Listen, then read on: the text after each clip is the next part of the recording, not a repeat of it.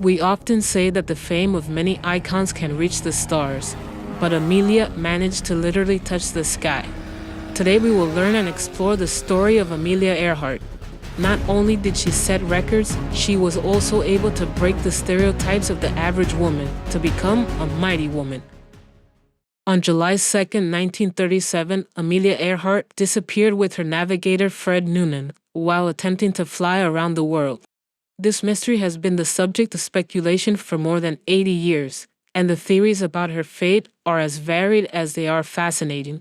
Before we delve into the possible answers to this mystery, let's explore her beginnings and the accomplishments that made her such a remarkable figure. Amelia Earhart was born in Atchison, Kansas on July 24, 1897. From an early age, she showed a passion for adventure and pushing boundaries. Inspired by stories of pioneering women and the freedom she found in play and exploration, her passion led her to pursue out-of-the-ordinary experiences, and it wasn't long before she found her way to aviation, a field where women were a rarity. She went on her first plane ride in 1920 after relocating to California. There she realized her passion was in the skies. At the time, the idea of a female pilot was looked down upon. Luckily, she found the perfect female flying instructor, Netta Snook, another female pioneer aviator. She was also the only female instructor in South California at the time. In 1921, with help from her family, Amelia bought her first plane. It was a bright yellow Kinner Airster. She nicknamed the Canary. It was in this plane that a year later she would set her first women's flying record. She took the plane to an altitude of 14,000 feet. Amelia's life changed in 1928 when she was chosen by promoters, including her future husband, publisher George Putnam, to be the first woman to fly across the Atlantic. As exciting as the experience was, her role was limited to being a passenger in a plane piloted by Wilmer Stultz and Lewis Gordon. This flight, known as the Friendship, was nonetheless a significant milestone for women in aviation and brought international attention to Amelia. On May 20, 1932, Amelia Earhart made her own solo transatlantic flight. She took off from Newfoundland, Canada and landed in a field in Colmore, near Londonderry, Ireland, after a flight of about 15 hours. This achievement made her the second person after Charles Lindbergh to complete this solo flight. The flight was not without its challenges. She faced a fuel leak and a cracked manifold that caused flames in the engine. Despite these difficulties, Amelia remained calm and in control, demonstrating her skill and determination.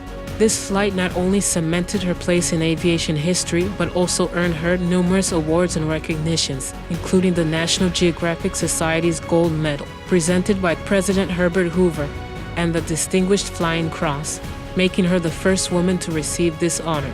Amelia had established herself as a pioneer in aviation. Her indomitable spirit and passion helped her continue to break barriers after her solo transatlantic flight. On August 24, 1932, she embarked on an ambitious flight from Los Angeles to Newark. The 19-hour, 5-minute journey set a new record for the longest distance flown non-stop by a woman. It also made her the first woman pilot to complete a non-stop transcontinental flight. This achievement was a testament to her skill and tenacity in the air and cemented her reputation as one of the most outstanding aviators of her time. The press and the public hailed her as the Queen of the Air, a nickname that reflected both her skill and her charisma. Her success on this flight not only brought her worldwide recognition, but also challenged perceptions of women's abilities in aviation and motivated many to follow in her footsteps. In 1935, Earhart achieved another significant milestone when she became the first person to fly solo from Hawaii to California. This journey of over 2,400 miles was particularly dangerous due to the vastness of the Pacific Ocean and the lack of emergency landing sites. Amelia took off from Honolulu on January 11, 1935 and landed in Oakland, California, after an 18-hour flight. This achievement demonstrated not only her courage, but also her ability to plan and execute extremely challenging flights. Each of these accomplishments was not only a personal milestone for Amelia, but also had a profound impact on society. She inspired women around the world to dream big and challenge established norms.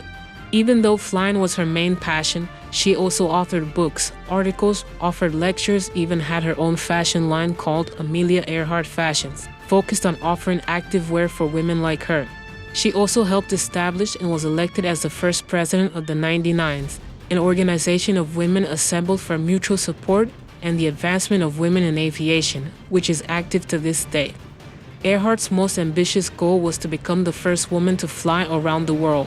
This journey, which would cover approximately 29,000 miles, was planned to begin and end in California, and would take her through places such as San Juan, Calcutta, and Bangkok. On May 21, 1937, Amelia and her navigator Fred Noonan took off from Oakland, California, heading east in a Lockheed Electra 10E, or as she called it, her flying laboratory. On June 1, 1937, she made her last stop in the U.S., departing from Miami, and after covering 22,000 miles, they arrived in Lae, New Guinea, on June 29. On July 2, Earhart and Noonan prepared for the most challenging leg of their journey, approximately 2,600-mile flight from Lae, New Guinea to Howland Island in the Pacific, a tiny and remote island that would serve as their next refueling stop. Sadly, this leg would be their last. Amelia and Fred took off from Lae with about 1,000 pounds of fuel, a little under the maximum their plane could carry. Since the island was so small, the Coast Guard ship Itasca waited there to guide them. Unfortunately, unfavorable weather conditions and radio transmissions they apparently never received did not permit them to find Howland. One of the last radio transmissions that she sent was that they were running low on fuel. Amelia Earhart's disappearance triggered an intense search involving the U.S. Navy and various other resources, covering an area of about 250,000 square miles, roughly the size of Texas. But no trace of her, Noonan, or their plane was ever found. Despite all the search efforts, as of January 5, 1939, they were declared dead. The mystery surrounding her disappearance has led to the proliferation of theories, each trying to explain what might have happened, though some are a bit stranger than others. Let's review a few of them. They crashed into the ocean. The most widely accepted theory is that Earhart's plane ran out of fuel and crashed into the ocean northwest of Howland Island, although exhaustive searches of the ocean floor have found no trace of the plane. Castaways on Nikumaroro Island. Another intriguing theory is that Earhart and Noonan managed to make an emergency landing on Nikumaroro Island, formerly Gardner Island, nearby Howland, but died before they could be rescued. In 1940, a British expedition of the island found human bones, a sextant box, and other items. Although initial analysis concluded that the bones belonged to a man, later studies suggested that they may have been those of a woman, with the same measurements as Amelia. However, these findings are inconclusive and the theory remains controversial. Captured by the Japanese. A conspiracy theory is that Earhart and Noonan were captured by the Japanese after landing in the Marshall Islands and died in custody. According to this theory, Earhart's mission had a secondary goal of spying for the United States. Testimonies from locals in the Marshall Islands claim to have seen a plane crash and the capture of 2 foreigners, but there is no concrete evidence to support this claim. In addition, a photograph showing Earhart and Noonan on a dock in the Marshall Islands was discredited when it was discovered to have been taken in 1935, 2 years before their disappearance. Finally, and likely the most outrageous theory, suggests that Earhart may have been abducted by extraterrestrials. While this idea is clearly more science fiction, it has captured the imagination of many and was even explored in an episode of Star Trek Voyager. While there is no evidence to support this theory, it adds an air of mystery and fantasy to the already baffling case of Amelia Earhart's disappearance. The fascinating story of Amelia Earhart has been adapted into numerous films, books, and documentaries, contributing to her cultural impact and keeping her legacy alive. One of the most notable accounts is the book Amelia Earhart, The Mystery Solved, which examines the circumstances of her disappearance and provides a detailed look at her life and accomplishments. This book, along with other biographies, has been fundamental in understanding her impact on aviation and the fight for gender equality. In the realm of cinema, the film Amelia chronicles Earhart's life and career, highlighting her pioneering achievements in aviation and her tragic disappearance in 1937. Television has also helped perpetuate her legacy. Documentaries such as Amelia Earhart, The Lost Evidence from the History Channel have maintained interest in her mysterious disappearance, presenting theories about what really happened on her last flight. These documentaries not only investigate her disappearance but also celebrate her life and contributions to aviation. Experts from Deep Sea Vision, a deep-sea exploration company based in Charleston, South Carolina, recently announced a promising find.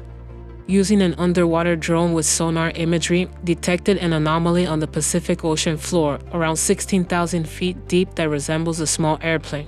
The object was located approximately 100 miles from Howland Island, the closest point to where Earhart was expected to land. The announcement was made via an Instagram post on Saturday, January 27, 2024. Tony Romeo, CEO of Deep Sea Vision and a former U.S. Air Force intelligence officer, explained that the captured images show features that could correspond to the Lockheed 10E Electra, the plane Earhart piloted in her attempt to fly around the world.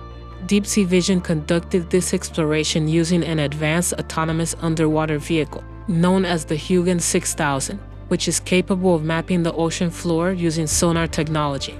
Romeo hopes to return to the site this year for additional confirmation, using a remotely operated vehicle, equipped with a camera to study the object more closely.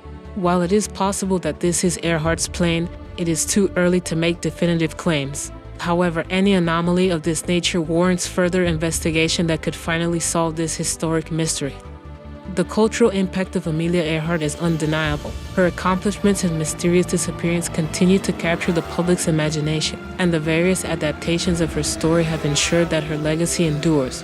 Amelia was not only a pioneer in aviation, but also a symbol of perseverance and courage, inspiring generations to follow their dreams no matter the obstacles. I hope you enjoyed this video and learned more about the life of this mighty woman. Don't forget to subscribe to our channel and hit the bell icon so you don't miss our upcoming videos.